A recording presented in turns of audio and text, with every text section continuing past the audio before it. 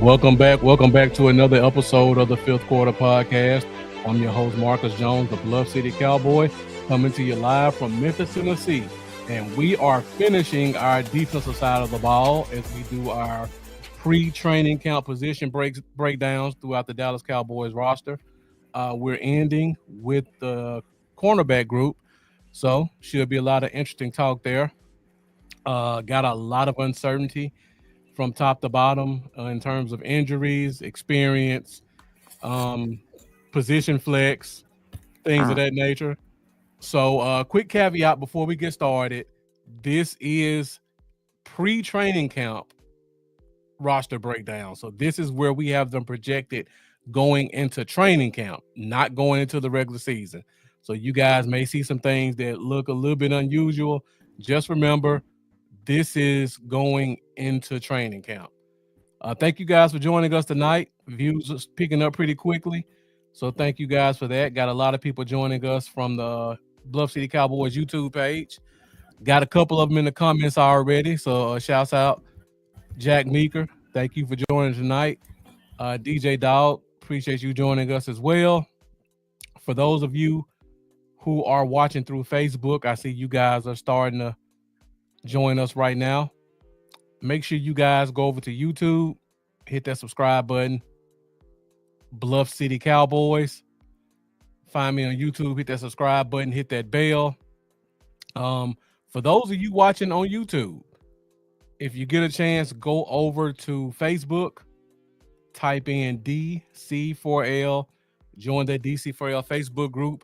We are really gearing up for Cowboy season right now as we enter training camp next week. A lot of Cowboys talk, a lot of prizes, a lot of giveaways. They're starting to fill up the fantasy football leagues. So if you're looking to play fantasy football, definitely make sure you join the DC4L group. They have groups ranging from $10 all the way up to $250. So if you're a newbie or a first-time person, not that experienced, you can definitely join a $10 group just to get in, talk some Cowboys, talk with some fans, learn the ropes a little bit, and then you can work your way up to the $25 group, $50 group, $100 group, all the way up to the $250 groups where it gets pretty cutthroat. Now, as those leagues get more expensive, the prizes get better as well. We were talking to Amanda in the admin group yesterday. She's searching for her autograph helmets.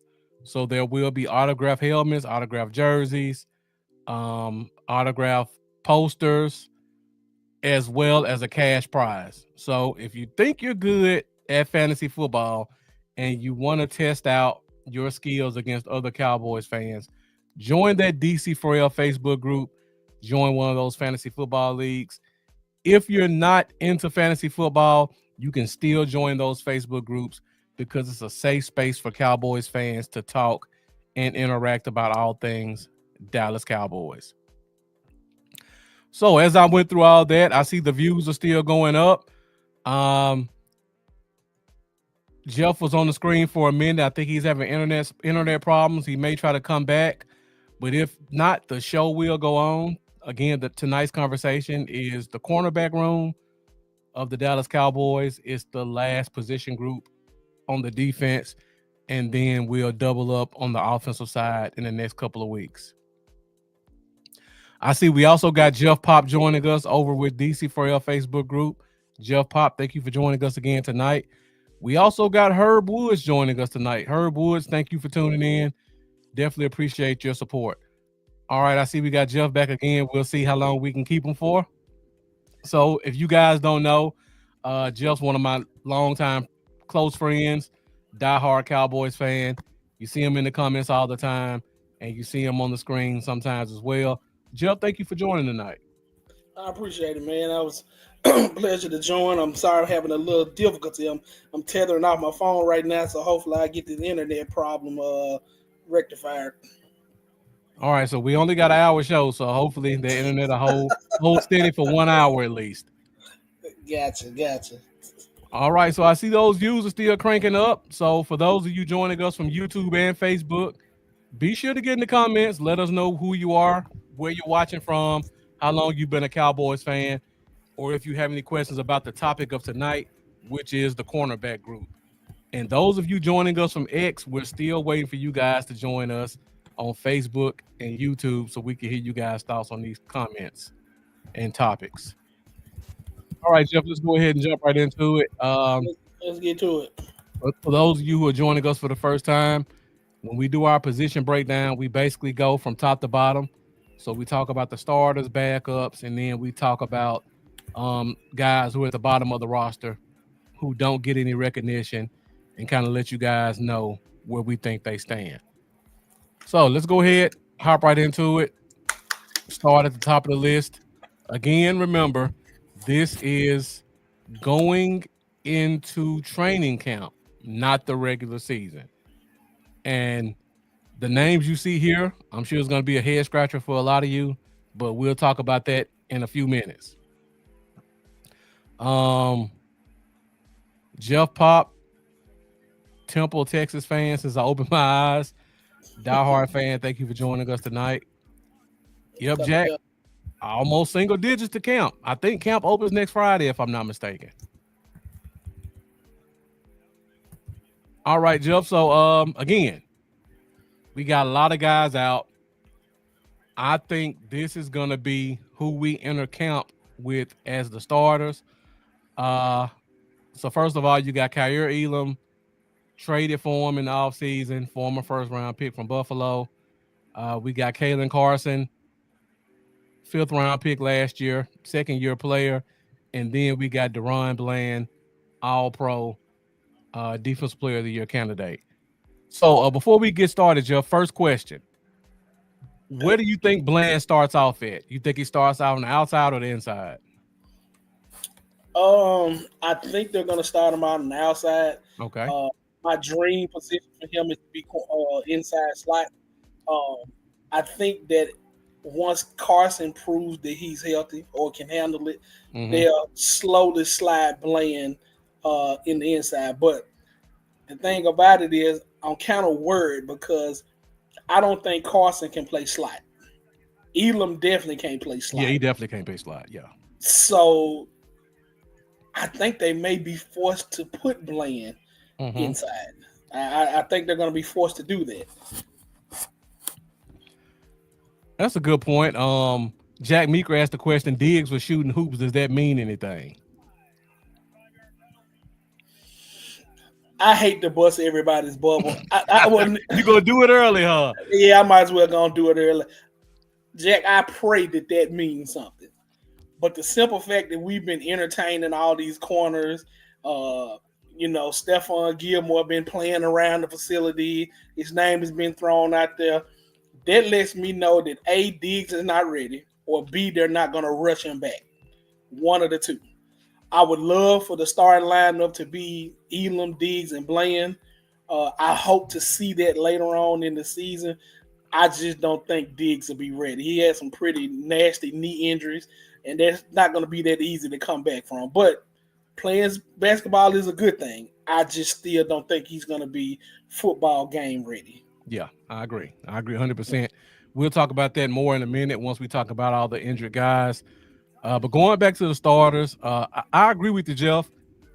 I want to see Bland on the outside, but I don't think either one of these guys can hold up on the inside as well. Now, I might be in the minority, but I have confidence in Carson. I don't think he's going to be good enough to be a starter week one, but if he's our fourth or fifth corner coming off the bench, I think he's going to do well because I think he only played, I believe, 7 games last year. And people look at that Saints game and like, he got butchered. No question about it. But you look at that Browns game. He started week one, held Amari Cooper to 30 yards. Then we came back. We played the Falcons. Held them to a few amount of yards. And who else did we play during that time frame? We played a couple of good teams with good offenses. And outside of that Saints game, I don't remember him being just torched by anybody. But you got to also remember he was a 5th-round pick. Mhm. He was coming out of camp injured. He was thrown in as a starter. He had some growing pains. Trayvon Mhm. Diggs went through the same thing his first year. Deron Bland went through the same thing his first year. Now, I'm not going to Right. put him in their level of second year leap, but I think there's a lot there. And then you got to add to the fact, and Jack Mika said it, he ran a cover 2 zone in college. Mhm. Last year, he was thrown into a cover 1 scheme where he was basically on an island and he wasn't used to it. I think the scheme is really going to help him a lot. Right. This scheme with him playing underneath technique and having a safety over the top, I believe that's going to help both of those corners on the Uh-huh. outside, which I honestly think the change of scenery is going to help Elam, just period. On a couple of your shows, I think it was around free agency time, you did the story about how just that's pretty much he was in Buffalo. And I mean, who don't play for the star? You're in the air conditioning, you're in the dorm, and then you're in Dallas. I mean, gonna help Kyrie Elam. And he was. I'm not gonna say shut down, but he was a really really good corner coming out of Florida. And I don't think what we saw in Buffalo was a true to what he really is. And so you let him play underneath trail technique, Mm-hmm. safety help over the top, where all he have to do is worry about what's under him. Yeah. Or I think that's going to help both of them. So I think if that scheme can stay true, I think that will allow them to put Bland in the slot and both of these guys be good on the outside. Mm-hmm. All right. Before we move forward, got a couple new people joining us. Tamika joining us, first time listener out of North Carolina. So Tamika, thank you for joining us. Hope you join us for future episodes. We also had Lee Harrison join us again. So Lee Harrison, thank you for joining us as well tonight, as well as Rodney McFadden. I hope I'm right about Carson too. I could just be overly optimistic. I liked him a lot coming out of college at Wake Forest. Um, if you guys watched the show last year, I told everybody to temper expectations because you had a cover 2 corner come into a cover 1 scheme, and there would be some growing pains. And I Mm-hmm. think we saw that a lot in the Saints game and a little bit throughout the other 7 games that he played. But outside of that Saints game, he played like a rookie should have played. He didn't get killed, but he did show a lot of room needed for improvement. Christopher Woods, Jordan Lewis was definitely a big loss. Um, I think, Jeff, you probably agree with me. I think the Lewis loss was kind of a byproduct of them wanting to put Bland in the slot. I think we Of may have lost. course. Yeah. So I think they're going to find a way to get Bland in the slot this year. And you don't want to have him and Lewis on the same team. So I agree it was a big loss, but I think there's a plan in place. Jack Meeker, it's funny. We missing Jay Lou so much when every past season people wanted to cut him for cap space. You know how it is. People don't miss them until they're gone. And Jordan Lewis was definitely at the top of that list. Looks like we lost Jeff again. Hopefully he'll be able to join us again in a second. DJ Dog saying until training camp starts, we're grasping at straws for positive news. Nothing wrong with that, though. This is that time of year. Got to fill space. Rodney McFadden throwing out a good point. We'll talk about that later in the show. If we don't think Carson and Elam can play on the outside and be productive, go get a corner that can. I agree with you. And Stephon Gilmore is definitely at the top of that list, and we'll hit on that near the end of the show. Third time's a charm, huh, Jeff? I don't know. It's normally your internet that's messing up. I Now, know. I guess you rubbing off on me. I guess. All right. So, talking about these starters again, remember, this is entering training camp. This is not week 1. of the regular season. We got a bit of a mash unit, so we pretty much got to go with whatever we can get in terms of starting off training camp. And these are the 3 best options that I think we have available.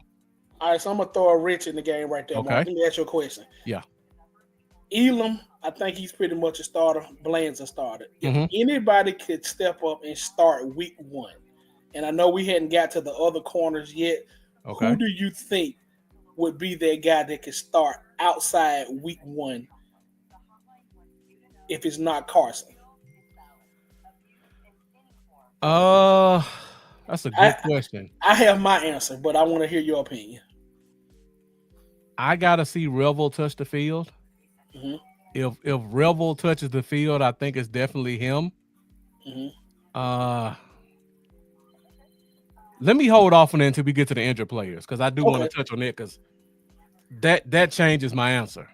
Okay. Well, could I give my answer? I need to wait till we get to that. If your answer doesn't involve the injured players, go ahead. No, it doesn't involve the injured players. Does it involve the guys I got listed as backups? Flexes. The All guys right. is flex. The guys is flexes. Okay, Flex gotcha. options. Okay. All right. Well, hold on to that thought, and we'll come back to it in a few minutes then. Okay, cool. All right. So, listed out the starters. Namu Butsu says, "Does Gilly have anything left?" I mean, I think we'll probably end up finding out before the season starts. I can tell you that. And again, to answer that question, think about the scheme we're running. We're not necessarily asking him to play man to man on an island. All we're asking in this scheme is underneath coverage. I think a fourth of Gilly can play underneath coverage and read the quarterback's eyes, make a play on the ball. Yep. You just need big, physical, smart corners. Mm-hmm. You don't have to do a lot of running. You just need to be able to play your zone. Mm-hmm. And Gilmore still 6'2". He may not have the speed he had, but he still has great ball skills. Mm-hmm. So I agree with you right there. Jack Meeker, Booth got killed last year. I 100% agree. Let's go ahead and talk about Booth now. All right. So these are who I have listed as the backups right now. And this is only because all I can go off of is what I saw in OTAs and minicamp. And Andrew Booth was getting a lot of first-team reps at corner. I know we didn't have pads on, but he's been here. He's been here for a while. We got a lot of young guys on the team. He was getting a lot of first-team reps. He has the traits. I just don't know if he has it above the shoulders. We'll find out soon. But I think going into training camp, he's going to be penciled in as one of our key backups. Go ahead, Jeff. Go ahead and give me your Andrew Booth rant. Is no way Andrew Booth is going to be on this team past the second week of training camp. Andrew Booth should have been let go last year. I liked him coming out of college, but he had all the opportunities in the world last year. It just the product wasn't there. Above the head, shoulders, whatever you want to call it. I would rather cut him now. Well, and bring in a Gilly, but I know they're not going to do that because Gilly is one of those veterans. They'll probably have him in close to the week 1 or week 2. Yeah. But I want no more parts of Andrew Booth. No. That's a good nickname, DJ Dog. My best coverage is inside a phone booth. He couldn't even cover in a phone booth. It's terrible. It was terrible. I wish I could disagree with you, Joe, but I agree with everything you said. And you're optimistic about penciling in day 1. That's just because they didn't want to run everybody to death. Nah. I can cover better than Booth, and I probably can't run anywhere near a 5 flat or anything like that. And I can cover better than Booth. He had his time. Let's just move on. Okay, so let's talk about the other 2 guys on the screen. Brandon Perez, 100% agree with Jeff's take on Booth. We got Steven White joining us. Appreciate you tuning in, long-time listener. So let's talk about these other 2 guys. Kemen Hall, a guy been around the league for a while. started to build a name for himself in training camp last year, but the numbers game kind of pushed him to the practice squad. Very scrappy player. Looked pretty good in the slot last year in preseason. So I think he's gonna get another shot to hold down that slot spot in in training camp. And then on the other side, we got Robert Rochelle. This is one of those guys that was signed by the defensive staff. Freak athlete, 6 foot, 41-inch vertical, 4.3 speed, 6.83 cone. So if you're looking for, if you were to get a mold and build the perfect corner from a physical standpoint, Robert Rochelle would probably be as close as you can get to what you're looking for. Now, again, another one of those guys came from a small school, didn't get a lot of opportunities. Does he have it above the shoulders? That's going to be the question. He started as a rookie, about 10 games. I watched 3 of them. He relied heavily on his traits, but he wasn't bad. He didn't play again for the next 2 years. He's been on the practice squad. So this will be his 4th team in 3 years. But the traits are there. Maybe the 4th year you'll be able to pull something out from him. But I think he's going to get some opportunities on defense. But I really feel like this is a see if we can replace CJ Goodwin before he gets too old signing. But right now, he's probably one of the best options we have in terms of a backup until the other guys come back. So with that being said, Marcus, and no, this is not my pick for the first question that we were going to come back to. Okay. If we had a break glass in case of emergency and starting outside corner, do you think Robert Rochelle could be that on day one? Break glass in case of emergency. Over Andrew Booth? Yeah. Oh, gotcha. Okay. Yeah. See how we pushing Booth on down the pipe? Okay. I've seen Rochelle play in a game and not look bad. Right. I can't say the same thing for Andrew Booth. You play with the Rams, right? He played with the Rams, yep. On the Super Bowl team, actually. Mm-hmm. So I've seen him play some good football with limited experience. Mm-hmm. I've been watching Andrew Booth since Clemson. You know I'm a Clemson fan. Of course. I don't know how he got drafted in the first round. I said that on the show 5 years ago, first year. I don't know why the Vikings took him. Vikings tried their best, but he didn't work out. When he came here, I had a little bit of excitement because I thought he would be a good special teamer. Mm-hmm. But they keep trying to play him as a real corner. So I don't know. All they got to do is turn on the tape. Clearly, nobody has in 4 years. The tape don't lie. Tape don't lie. You're right about that. Yeah.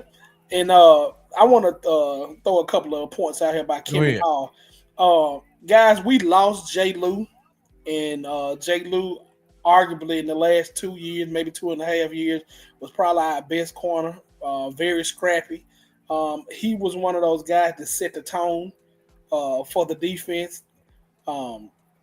Don't be surprised if Kevin Hall can't develop into that type of player. But like Mark said, before he got hurt, in that preseason, Kevin Hall was putting on the show. Yep. He was putting on the show. And if he can come back and be a fraction of that form, don't be surprised because Diggs going to be cut in a year or two. And I'm just going to put it out there. I hate to crack everybody's bubble and stuff. Yeah, but he's going to be cut. We're going to probably choose Bland over Diggs, which I can't say is a bad thing. So we're going to need somebody to come in there, slot, and take over, and don't be surprised if Kevin Hall is that guy. Yeah. Now, I think this year is going to tell us whether he's a practice squad superstar or is he a real NFL player. He'll get the opportunity. Definitely. He's going to get the opportunity, right. And I think just because you said Bland may have to play a little bit more outside and the guys in front of him can't play inside, you might get to see Kevin Hall in some first-team nickel situations. So he may move his way up from third and second last year and get some first team burns. I would be excited to see him with the first team defense. Just to see what we got because Right. we don't have a lot of nickels. Mm-hmm. Totally All agree. right, so we got Joe Torres joining us. Joe Torres, appreciate you tuning in. Views are still going up. If you guys haven't done so already, those of you joining us on Facebook, you get a chance. Go over to YouTube, hit that subscribe button, hit that bell. For those of you watching on YouTube, you get a chance. Go over to Facebook, find DC4L, find Bluff City Cowboys, like those pages. And for those of you watching on X, if you get a chance, join either one of those other social media channels and get in the comments. Let us know your thoughts about what we're talking about. All right, so the reason the starters and the backups look so screwed up is because of all the injuries we're dealing with. So now let's go ahead and talk about some of these injured guys who have a lot of question marks on when or if they'll be ready this year. So we'll go from left to right. Kind of did intentionally. So Josh Butler, another guy who's a inside outside candidate, looked pretty good last year. Actually started a couple of games. Then he tore his ACL on Thanksgiving. He really looked like he was starting to pick things up on that Thanksgiving game, and he got injured. Mm-hmm. Because he got hurt on Thanksgiving, he's probably going to start off on the PUP list. So probably won't even see him until week 6, week 8 at best. But young guy showed a lot of promise last year.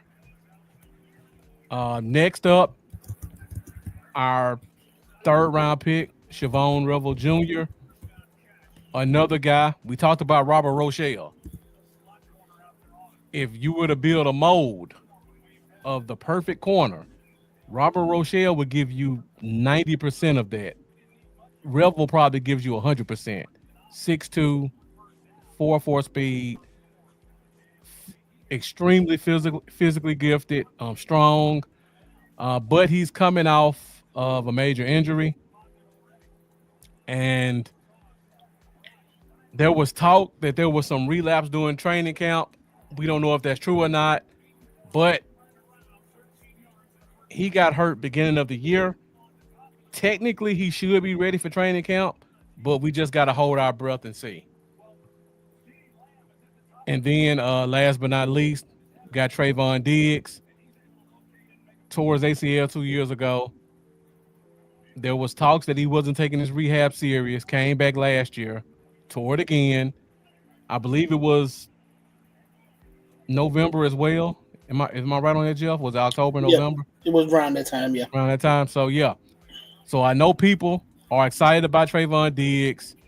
We're looking forward to seeing him come back. But 2 ACL injuries, back-to-back years, late in the season. It's gonna be a question mark on when we're gonna see him, to be honest. Agreed. If we see him at all, and I hate to put that out there, but if we see him at all in the Cowboys uniform again. No problem putting it out there. Just tell them the truth. To you guys that don't want to see Diggs go, which I love Diggs. Let me put it out there. I'm not a Diggs hater or anything. But the reason we drafted Revel was for the Diggs replacement. That had Diggs replacement written all over it. Yep. Freakish athlete, fast. Pretty much the same thing we thought about Diggs when he came out of school. It's a reason why Dallas has been circling all of these corners and bringing corners in and things like that. That Diggs, I mean, just think about it, y'all. The writing is on the wall. Mm-hmm. Yeah, I agree. All right. So Jeff, do you think we see Diggs in the Cowboys uniform again? My hope is yes. Okay. But realistically, I think no. All right. We definitely won't see him for the first 6 weeks. I agree. My guess is maybe week 10 toward week 12, maybe even playoff. But even if he does come back in that time frame, guys, think about it. He'll be to miss the whole season. and you will be relying on a corner that's coming in off injury to start your playoff run. That's not a good combination. Yep. And just real quick, while we're here, let's just look at the schedule again really quick, All right. just to see. Let's assume Diggs comes back around week 10. Let's just look at some of the receivers he'll have to go up against. So you got AJ Brown with the Eagles, Rashee Rice or Xavier Worthy with the Chiefs, Amon-Ra with the Lions, Justin Jefferson with the Vikings. What's the name of the pick? The Chargers. Didn't they draft a Trey receiver? Harris. Trey Harris. Yeah. Mm-hmm. Trey Harris. Then you got Terry McLaurin week 17, Malik Neighbors week 18.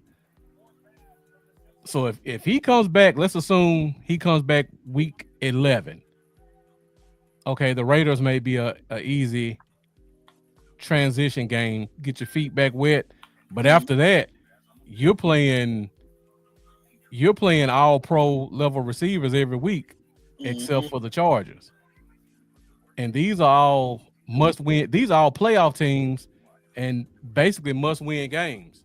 That's a lot to ask for a guy who's coming off 2 seasons of injuries.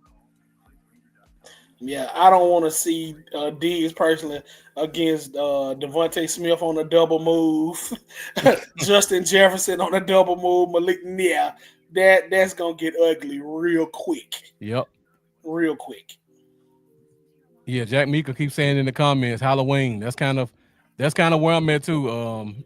Jack, I think it's gonna be a late season return for Trayvon Diggs.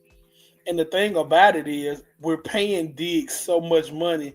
When he comes back, or when they say he's ready, you're almost forced to put him in the starting lineup. You can't have a $7 million cornerback, the third or fourth corner. You can't do that. Yeah, you can't. His pride wouldn't allow it, even if they wanted to. Right. Let's see. Jack Meeker said Foots was big on Carson in last year's draft. Hope he gets a huge second year too. Stephen White said they ruined some young corners last year with all the hurt edge players. That's a good point, Stephen White.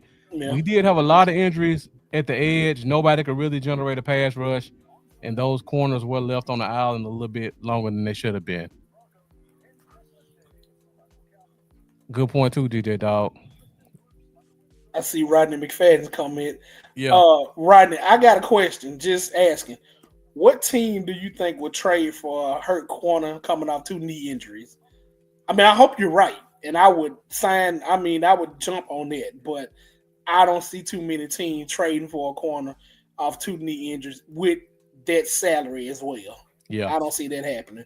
Yeah, because the problem is, if we're right and Diggs doesn't play till week 10, the trade deadline is probably week 12.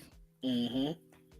So that means a team only going to have 1 week to watch him play and then take on, let's call it a $17 million salary next year.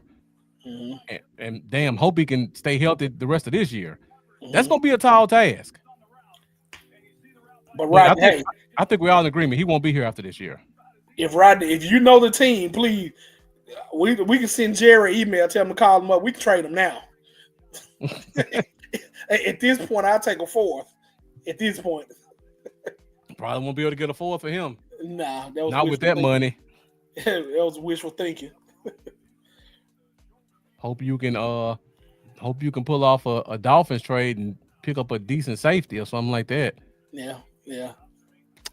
Jack Meeker asked a good question. What's up with the second round picks expecting fully guaranteed contracts? We need him. EZ looks legit. That's the nature of the beast, Jack Meeker. It's a second round picks because the way the draft and the contracts are made right now, they have slots for certain players. And for some reason, whoever came up with this, once you get to around pick 34, the guarantees just drop off to zero. And now all these guys in the second round are saying, hey, I want some guaranteed money too. It's not fair that pick 33 and 34 in the second round got guaranteed money and we don't. So it's just one of those things they got to figure out. And at the end of the day, it'll get worked out. But it's just one of those quirky things in the CBA that they still haven't figured out yet. You see DJ Dawes I come see in. that. Hey, DJ, I think either way we screwed. I think Brooks already told his ACL, didn't he? He did. Yep. Oh, man. Oh, man. But guys, don't sleep on Josh Butler either. Again, this scheme really doesn't call for the corner to have to do a lot, but do a lot of trail technique. And like I said, Josh Butler, before he got hurt, he played some good ball. Mm-hmm. He had that scrappiness to him too. And that's what I like. You always want scrappiness in a corner. Yeah. So I'm looking at his stats. He played 5 games, had 5 pass deflections and 20 tackles. Mm-hmm. Those are good stats for a cornerback.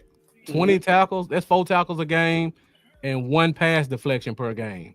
Mm-hmm. It's some all-pro corners that don't have 5 deflections in a season.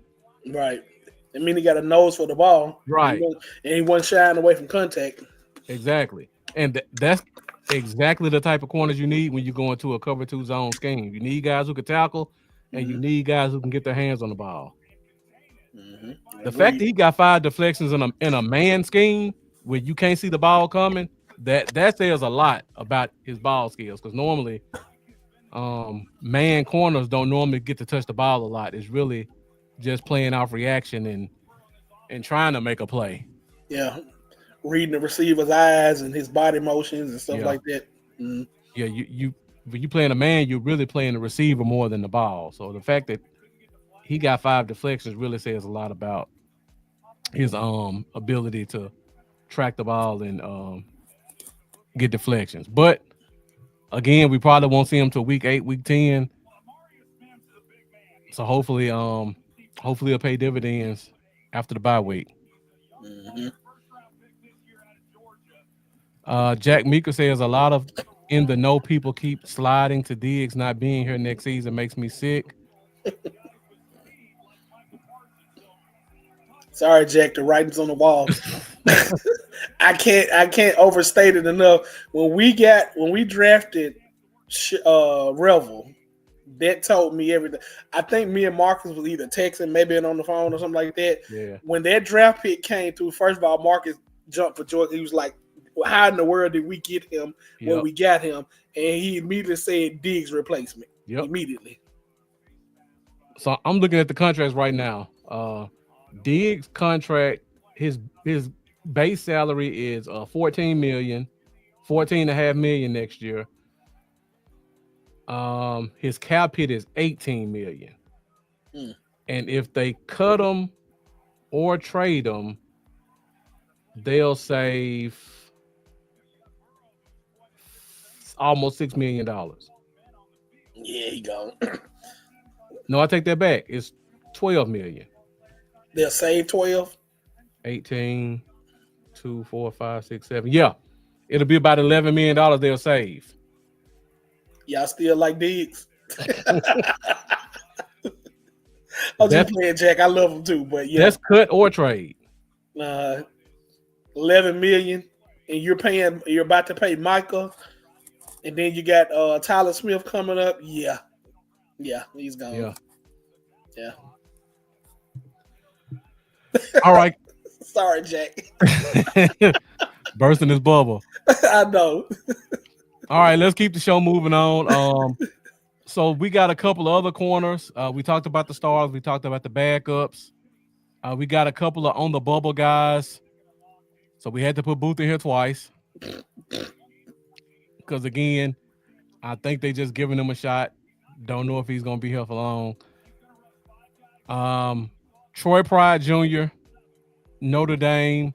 I think he was a second-round pick for the Broncos, if I'm not mistaken.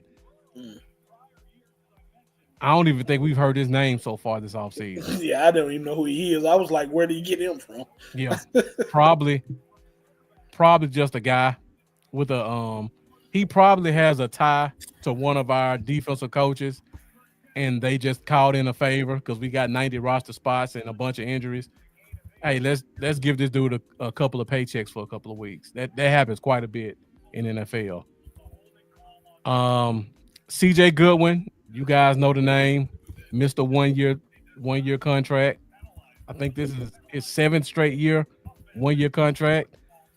Special teams ace. I think he just turned 30. But Robert Rochelle, I'm telling you, he's gonna be the guy that's competing with Goodwin for that new special teams title. And again, new coaching staff. You don't have any sponsors in the coaching room anymore. And I haven't looked at the history, but I would be shocked if Robert Rochelle doesn't have a tie to either the special teams coach or the DB coach. So CJ Goodwin, he better not be sitting out this year like he normally does. He better be out there running on punt and kick. And then, of course, Andrew Booth. Been talking about him quite a bit. I think the writing's on the wall. All right, so let me ask you a question, Jeff. Okay. I was just researching something. Okay. No, you go ahead. I'm ready. So I'm trying to think. Let's assume the Cowboys take 6 corners into the Week 1 roster. Okay. Now, if we go based off let me just go backtrack real quick. Okay. So we taking 6. Mm-hmm. So we know we got at least 2 right here. Okay. I would say we'll come back to this. We know we got at least 2 right here with the starters, though. Mm-hmm. We know we got 3 right here. So that's 5. Mm-hmm. Do anybody from the other 2 groups I showed you have a chance to be number 6? So from these 3 right here, or from the bubble guys right here. Who do you think has the best chance to be that 6th corner? That actually is going to play corner or just be listed as the corner? Mean, the 6th corner is not touching the field anyway, except for special teams. Okay. Well, it depends on how Diggs looks. The 6th corner may have to play. Mm-hmm. Yeah. Because if you think about it, you're going to have Carson, Bland, and then Elam. That's 3. Mm-hmm. All the other guys we expecting to play are coming off injuries. We don't know when Revel's playing. So one of these guys who's at 6 may have to be our 4th corner going into Week 1. So if you say it like that, I have to give the nod to Booth as much as I don't want to. He's the only one with experience. Although the experience is horrible, at that point you're just almost needing a body out there. And who knows? Maybe this. I keep going back to the scheme with him not having to think as much, and you're only responsible for underneath coverage. You're not worried about the ball going over your head. Maybe he might play, a little bit better. Yeah. But if I had to pick, I would have to go with the corner that got at least some NFL experience, at least. Now, I see you guys going back and forth in the chat about actually covering. Just to let you know, whoever the 5th and 6th corner are, even if they playing extended defensive snaps, they still got to play special teams. They going to be core special team guys. Brandon Perez saying Troy Pride was on the team last year, practice squad, recorded 3 tackles and a pass defense. Thank you for updating us on that, because I really don't remember Troy Pride on the team last year. Me either. I appreciate that. Yeah. One of the reasons I love the Fifth Quarter Podcast Nation, you guys really stay on top of stuff like that. I thought he was just a guy we signed to a future contract or I something. thought so too. All right, so let's go back to a couple other guys that we haven't talked about. These are the guys with the position flex. All right. Now I've been kind of avoiding this because I knew it was going to throw another wrench into the game. But we got Israel Mukwamu, been around 3 years now, going into his 4th year. Been shifting back and forth between safety and corner, outside corner, inside corner, free and strong. And then Wanye Thomas, who, while we haven't seen him play corner in the past, he was playing some nickel corner in mini camp. Now 6'2", 220, runs a 4.4, great ball skill. So he does have the traits to be able to play corner in a zone if you needed him to, and he's a great tackler. So you could technically throw him at nickel, depending on how you want your cover 2 scheme to look. But as of right now, I still think he's a safety, but he has got some corner runs. All right, Jeff, whatever you're going to say about Mukwama, go ahead and get to it. All right, so I alluded to this earlier, and I couldn't go any further. But if we went back to our first slide, and we had Elam, and we had Bland, the one guy, and I don't know if it's going to happen, that I would love to give an experience playing outside, playing in this scheme, using his athleticism, his height, because think about it, quarterback got to throw the ball over his head. There could be a lot of overthrows.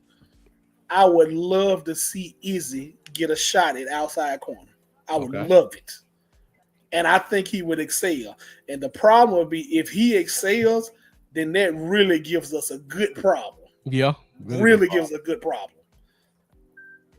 But that Marcus wouldn't let me go any further. But that's who I was alluding to with our starting 3 corners. In case Carson wasn't ready, or Lord forbid he suffered an injury in camp or anything like that, and we had to go in and start one of those guys, let me get Izzy a start. Okay. Let me get Izzy a start. We brought him back for a reason, and I believe it's like, hey, we like you. We want to give you one more shot. We already got a lot of injuries at corner. Let's bring back somebody who got some familiarity with the team. Yeah. And again, I said this earlier in the show. New coaching staff. Nobody has a sponsor. The defensive coaches have been praising competition. Mm-hmm. If Izzy felt like he got a bad break with the last coaching staff, this is his opportunity to shine and prove him wrong. And I agree. He has the experience. He has looked good at times. I don't know why he didn't get extended playing time. I don't know if he got in a doghouse with our last DB coach or our last defensive coordinator, or maybe he just didn't show it on the field, on the practice field, and he didn't earn the reps. I don't know. I think we're going to find out this training camp, because the guys who we expect to be contributors, 3 of them are going to be hurt and out. And the other guys there are basically on the same level as Izzy, so no better chance. What bothers me about that, Marcus, is you made a point earlier in the show. Trayvon Diggs was not Trayvon Diggs when he first, as a rookie, and maybe into his 2nd year. Yep. So with that being said, corners have growing pains to go through. I feel like if we had given Izzy the time to go through his growing pains, we wouldn't be in the contract situation that we are in with Diggs now. Mm-hmm. I feel like, and maybe it's just the fan in me because I love Izzy, I believe he could have really developed into maybe not number 1 corner, but a solid number 2 boundary corner. I really believe he could. He has the traits to have done that. Yeah. And it's just sad that we didn't let him go through his growing pains as a corner, to see what we really got in him. Yeah, I agree. One of the things, going back to watching him in college in South Carolina, I mean, I loved him as a player. I didn't think he was a good fit for this team because he has extremely stiff hips and running a man scheme is hard to have stiff hips when you basically playing on an island. But transitioning to a zone scheme where he can actually use his length, and it's not so much about chasing a guy down, it's covering the area. He's got the long arms. He's athletic enough. He doesn't have to necessarily turn and run with guys now. He can basically just get to his spot and kind of read, funnel stuff to the safeties. I think he should have a better opportunity now. Yeah, lost sponsors. Definitely got to show it. DJ Dog, great point about CJ had 6 penalties last year on special teams, and he's supposed to be our special teams player. I think that's why Rochelle got brought in. I keep saying it. I think this is the time that CJ, I think his luck is running out on all those 1-year deals. Brandon Perez saying he was used to cover some tight ends in a couple of games and look good. That was a couple coaching staffs ago. I think everybody who's watching is an Izzy fan. We just hope he gets a chance to put it together. I think that's a good way to kind of summarize that. Mm-hmm. All right, so Jeff, now that we've covered Izzy, going back to the question I asked before, who's the 6th corner? You think it's Izzy over Booth? If it was up to me, yes. If it was, that would be a no-brainer. My heart want to say Izzy, but again, a lot of times when in doubt, coaches are going to go with experience, even if it's bad experience. Booth has had starting experience as a corner, and I think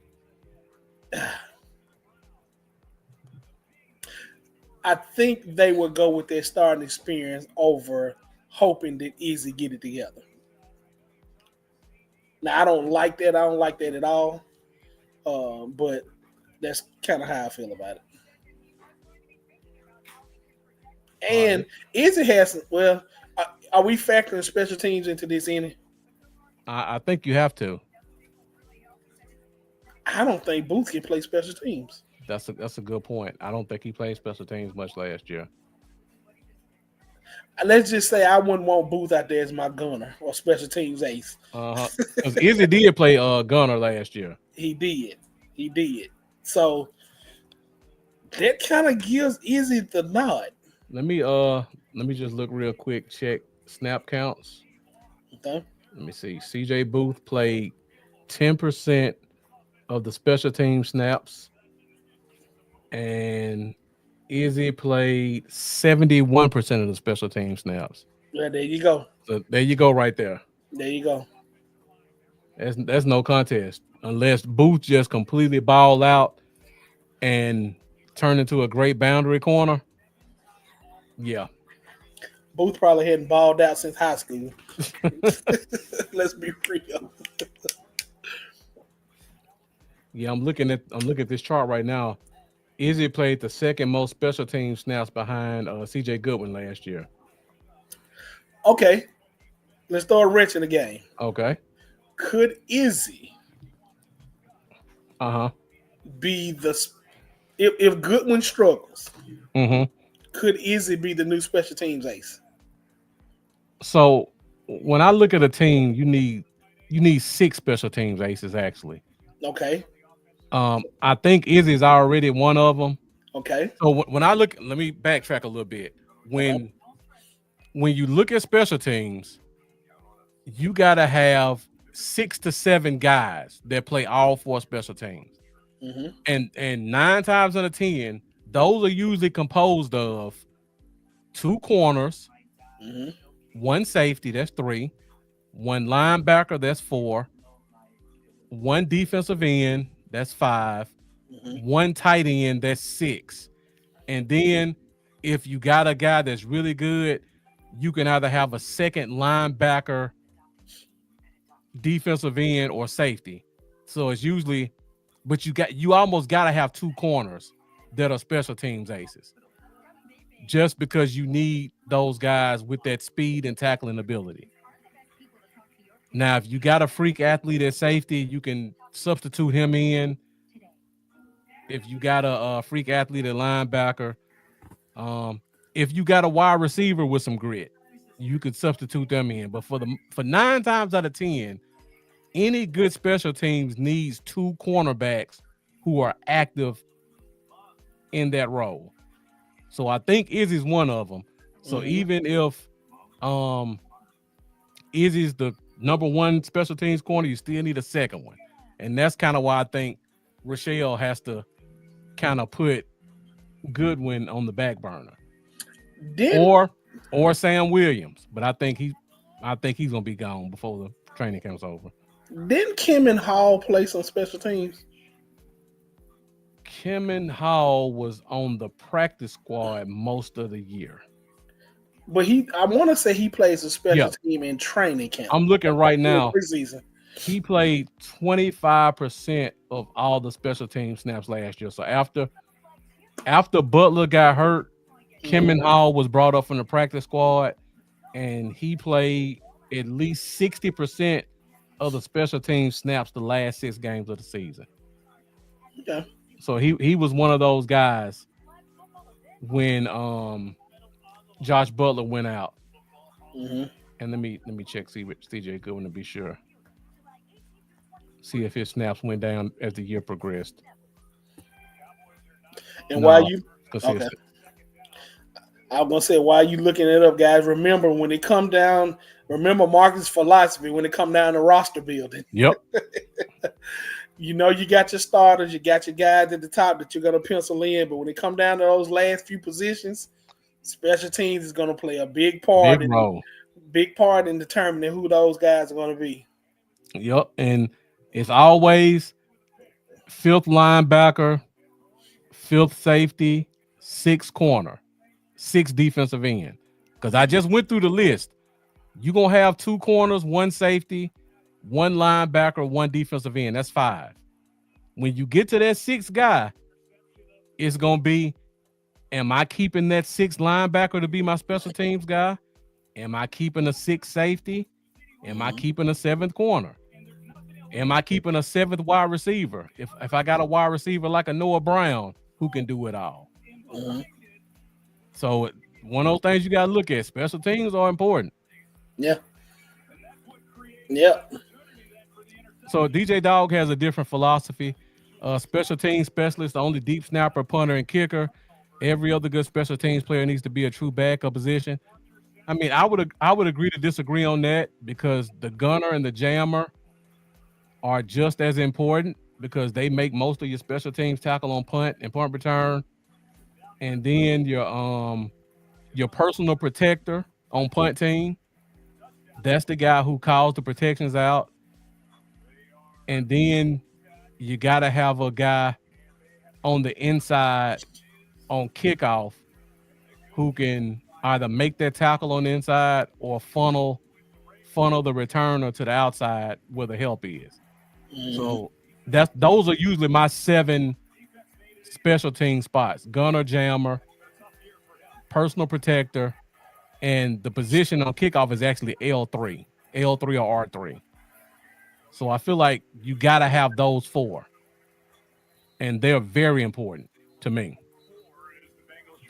DJ Dog asked the question, why can't those special teams position roles be backups? They can be. The only problem is, I'm trying to think of a good way to put this.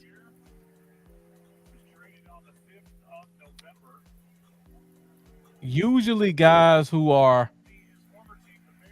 key backups, they're focused on being the next man up. They're not doing all the extra work in practice to run punt unit and field goal and all that kind of stuff. Now, sometimes they can be, but for the most part, if, like, for example, I use Leofow. Leofow's probably our most athletic linebacker since Overshown was hurt. Leofow last year played 34% of the special team snaps. That number's probably going to go down.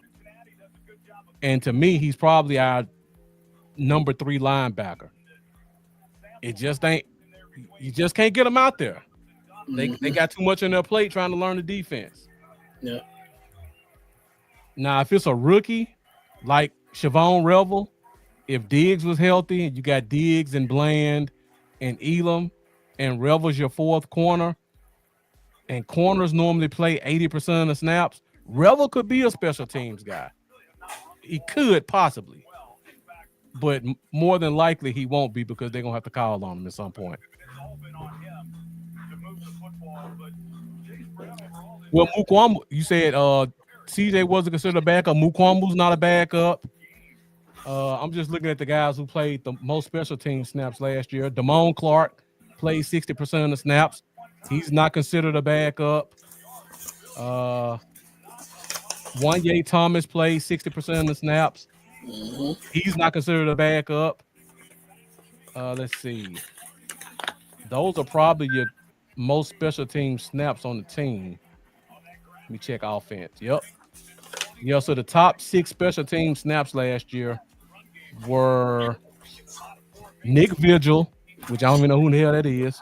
That was that linebacker from I think he played at KC. Yeah. Nick Vigil, Damone Clark, Buddy Johnson, CJ Goodwin, Mukwamu, and Wanye Thomas. And we never heard any of those guys' names on defense. Yeah. That's my whole point. The guys who are the special teams guys, they're not gonna get defensive snaps.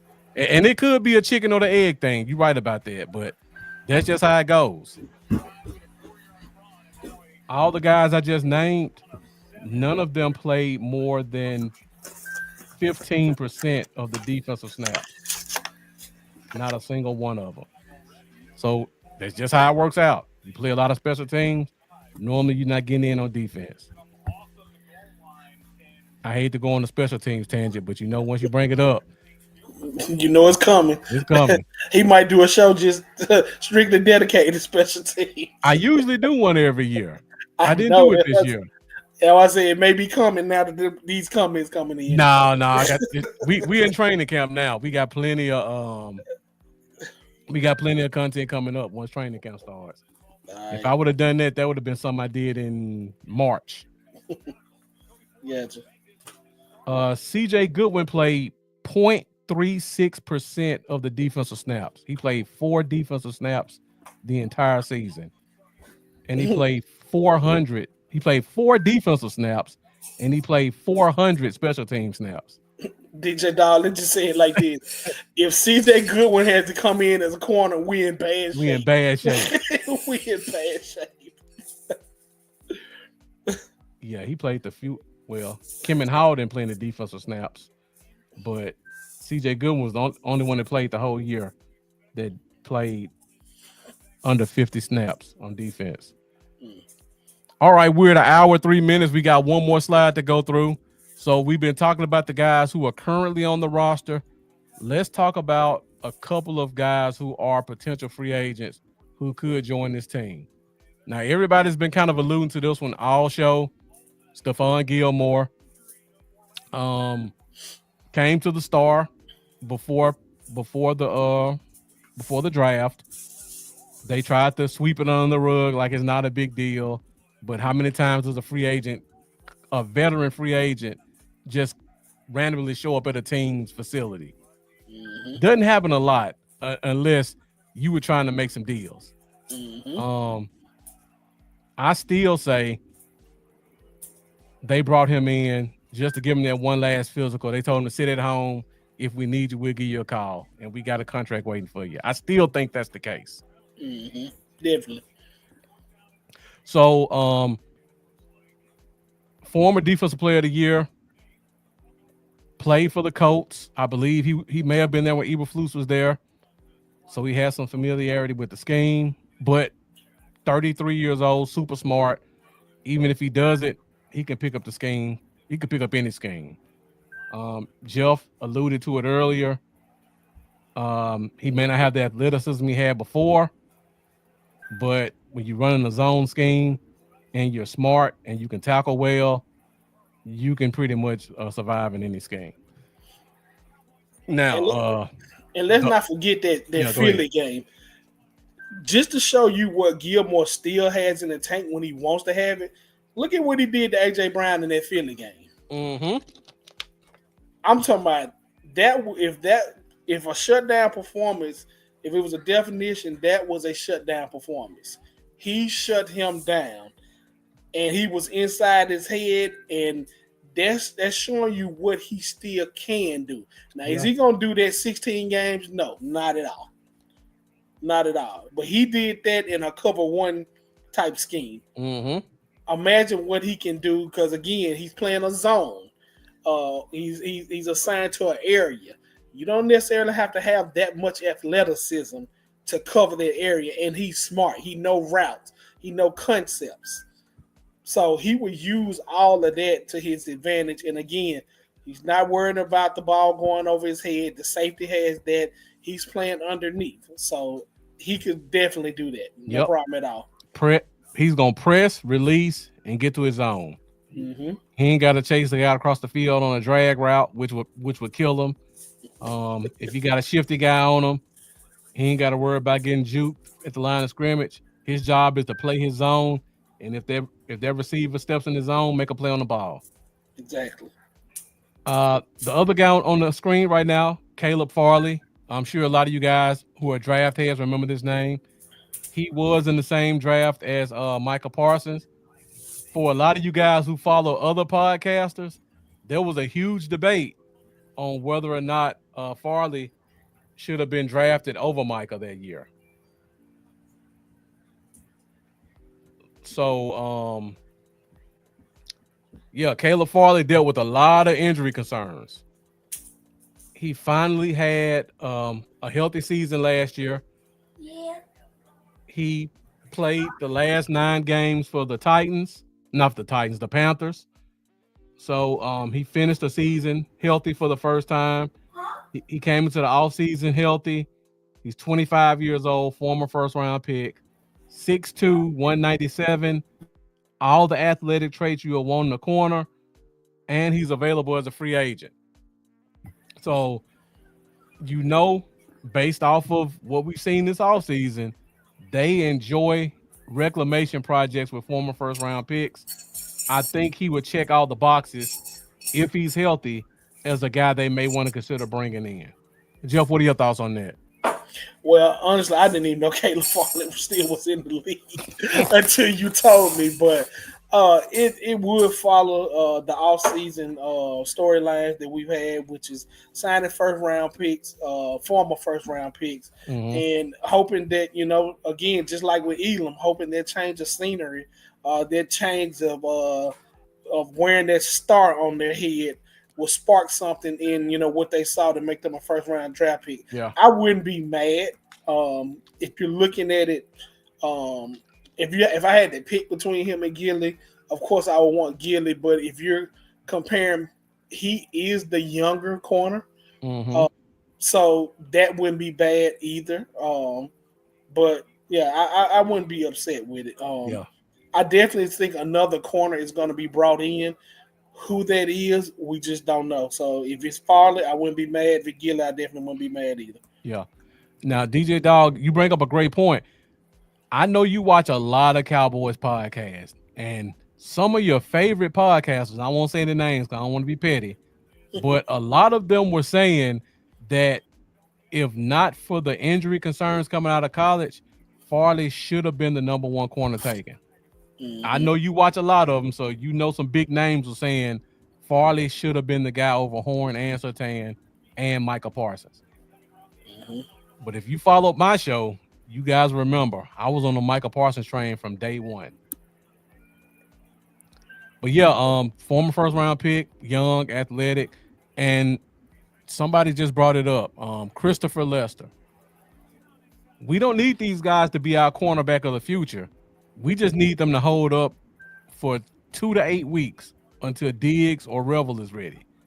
Now, Revel may be ready before week 1, but one of these guys still gives you some insurance in case Revel has some growing pains, which most cornerbacks normally do. Yeah. But I can live with corner growing pains. Like the growing pain that Diggs went through when he was a rookie, I could deal with him because I saw Well, I go back. So go back to that game when they played Seattle. Mm-hmm. When DK Metcalf just made him look, oh my God, horrible. Mm-hmm. The one thing he showed me on that play is he didn't give up on the play because I think he beat him on a double move. He beat him by like 30 yards or so. Yep. And then he ran him down, made him fumble, ball went out of the back of the end zone. I want my corner to go through growing pains because growing pains is experience. Yep. Once you see something so many times, you're going to be like, hey, I recognize this. So as long as that corner's confidence don't get in, that's what kill a cornerback. Yep. When they lose their confidence, that's what kill their game. Diggs never lost that confidence. He still swagged. He still talk trash. If Rebel can be a fraction of that, I'm satisfied. Right. I'm satisfied with that. Yeah. Don't forget, Terry McLaurin made Diggs look ridiculous his rookie year. Yes, I don't think he's caught a catch since then. And Diggs take that personal every time they play. So you want your corner to be tested. You want them to be tested often because experience sometimes or most of the times is the best teacher. Mm-hmm. And somebody brought the point up earlier. I can't remember who it was. It may have been you, Jeff, but I remember somebody made a comment. Okay. That pass rush should be getting better this year. Mm-hmm. So unlike last year, when a guy like Kalen Carson had to cover for 5-6 seconds, we've got a steady rotation of defensive ends who should be able to shave a second and a half off the time these quarterbacks have, which will help our corners who are all long and physical to possibly jam at the line and get in their spot a little bit quicker. Yeah, they won't have to cover for as long. Right.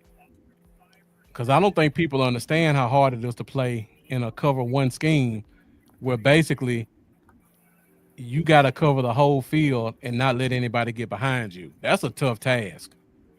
Especially when you got a trash safety behind you. Yeah. I want to ask the chat something. All right. And guys that's in the chat, I want y'all to respond. I'm looking at the comments. What would you think of this secondary if everybody was healthy? Who would be your starters? Of course, I know it would be Diggs and Bland. That goes without question.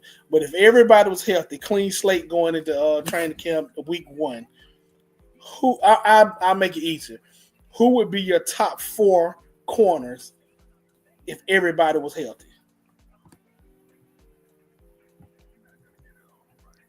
Well, I know Revel would definitely be the third one. So you would have Revel, Diggs on the outside, Bland on the inside. Now the fourth corner, now that I don't know. Everybody healthy now. Everybody. Knew I kind of tripped some people up with that one. And I'm asking that because that's what the potential of this group could be. Diggs, Revel, Bland, and Carson, okay? Jack Mickle said Elam. Okay. DJ Dawg got Bland slot, Diggs, Revel outside, Elam number 4. Okay. None of these are wrong answers, by the way. None. If they were healthy, we'd have a really good problem to have. Yeah, it'd be an embarrassment of riches. Yep. And then we still didn't talk about Josh Butler, who played well last year. And if not for a torn ACL, we may be having a conversation a year earlier about Diggs. Yeah. If he was able to step up and grow off last year and come into camp healthy, and we drafted Revel and traded for Elam, and Diggs not rehabbing in the facility, and that money didn't become guaranteed until the 5th day of the league year. Yeah, that decision may have been made in March.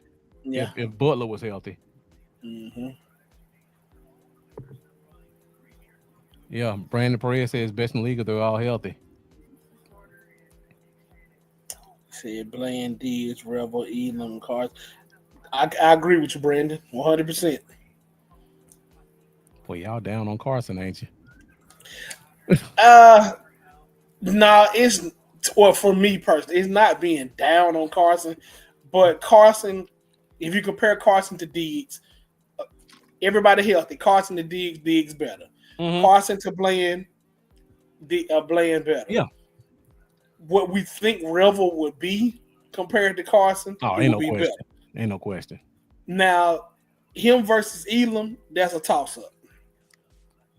That's a toss up. I really like Elam coming out of college too.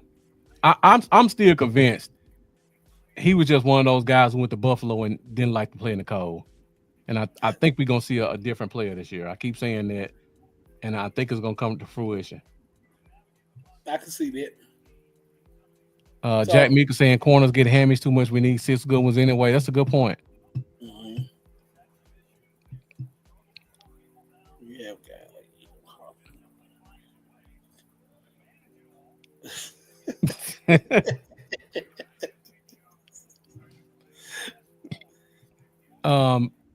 I think we would have got Elam either way. Brandon Perez, Buffalo was letting him go, and I think we probably gave them the best offer they could have got for him. Yeah. Yep, he was at Monster coming out of Florida. All right, guys, we're at an hour 17 minutes. That's pretty much all we have for this week's show. So we've gone through the entire defensive position group. If you guys missed any shows, feel free to go back on YouTube, check out some past shows. We went defensive tackle, defensive end, linebacker, safety, and corner. Next week, got a special show for you guys. We have Terrence Parson Jr. joining us next week on the show. We'll also have Amanda joining us. So next week's topic is going to be 10 questions leading into training camp. So we have 10 questions lined up. We're going to ask Terrence, and of course, because the show is fueled by Fifth Quarter Nation, we'll be asking you guys as well. So for those of you who are in the comments today, please be sure to come back next week because we'd love to get your thoughts on the 10 questions leading into training camp. Amanda's going to have some great prizes to give away next week. So be sure to join us for that as well. After that, we will be talking training camp news because training camp will start. And we will finish up the offensive side of the ball. We'll probably double up a couple of positions. So we'll do running back and quarterback together, probably offensive line and tight end, and then receiver. So it'll be another month or so. That'll take us into the first preseason game, hopefully. And then we'll still have our fifth quarter podcast, Bluff City Cowboy Fantasy Draft. I know Jeff is a part of that as well. So we'll have a show doing that. So we got a lot of great content coming up for you guys. Be sure to join us every Wednesday night at 8:30 Central Standard Time for the Fifth Quarter Podcast. You can find us on Facebook, YouTube, and on X. Jeff, thank you for joining tonight. I always appreciate having another person to bounce ideas off of. No problem. All right, any last remarks before you get out of here, Jeff? No. I'm excited for what this team can be.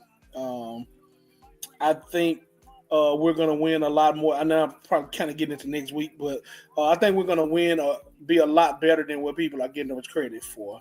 I think we got a young team, a fairly younger team, still got some older heads in there. But it's a different philosophy around Cowboys Nation right now.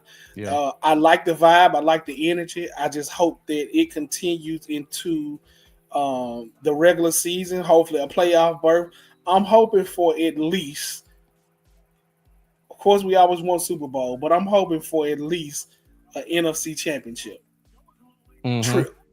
Whether we win or not, of course, I want us to, but I think Cowboys Nation just want to see something more than what we've been seeing, in the past few years. It's kind of getting off from the head. I mean, the excuses and stuff like that. It's the good vibe, and I'm hoping for a good season. Yeah. For you guys that like to gamble, Vegas still has Dallas at 7 wins. I've already placed a pretty big bet on that, on the over. So if you guys have the faith that I have, I suggest you do the same. I just can't see us not winning at least 8 games. I just can't see it.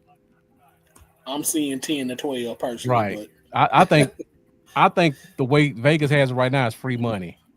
So before training camp starts, I'm just letting you guys know you got a week. Before the news starts to flip and people start getting on the bandwagon, if you on FanDuel or well, I don't want to say any specific names, I don't want to get banned. But if you're on any gambling apps and they have prop bets for wins, I suggest you go ahead and make your bets right now. Because to me, like you said, Chris Lester, there's money in the bank.